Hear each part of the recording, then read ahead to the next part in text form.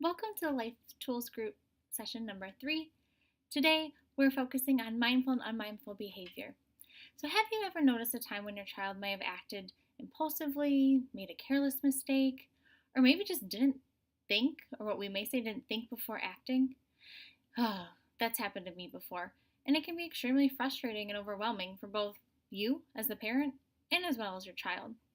So, what we're going to focus on today is learning how to stop in those moments so we don't make those decisions impulsively, so we don't act without thinking, or are better able to think about what the consequences may be for those decisions. Today, we reviewed mindful and unmindful behavior.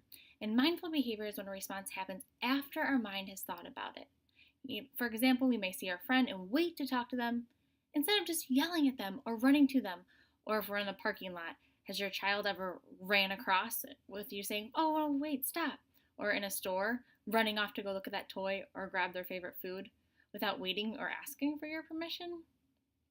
Well, today, that's what we did, is we focused on mindful behavior, taking our time. Because when those unmindful behaviors happen, that's when things can become stressful and frustrating. We also talked about counting to 10 when frustrated or angry, because that allows our time for those specific parts of our brain to come back online. And after hearing both sides of a situation, we may be better able to come up with a solution, a slowdown that works for everyone. So when we talked about mindful and unmindful behavior, how this can help you at home as well as at the store, or just kind of in the community, we looked at different decisions that we make. So for example, we completed a mindful focusing activity to help us practice having control over our thoughts. We discussed how we can use mindful behavior to suspend judgment by keeping an open mind. So pretty much making a decision by being present in the moment and not acting impulsively, not running about, yelling, shouting out an answer, making those careless mistakes. So taking our time to notice. We then reviewed how it feels when we make mindful and unmindful behaviors. So for example, this can be a vulnerable thing for any of us to look at. Realizing that we don't always act the way we'd like to think of ourselves can be uncomfortable. We might push it away by trying to ignore it or by getting angry at others instead.